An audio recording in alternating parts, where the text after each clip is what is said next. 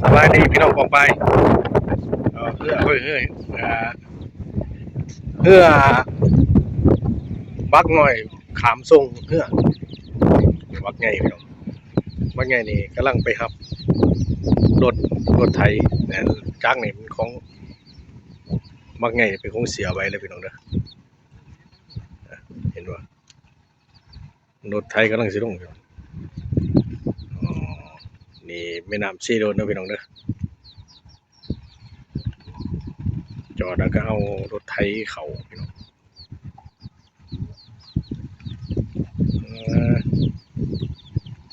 แม่น้ำซีโดนเริ่มแห้งเดือนนี้กำลังแห้งเลยพี่น้อง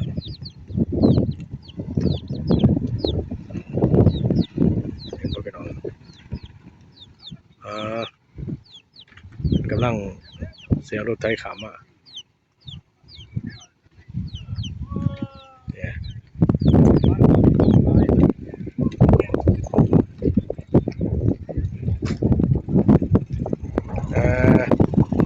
โอ้เต็มแล้วเต็มแล้วเสียนั่นเนาะโอ้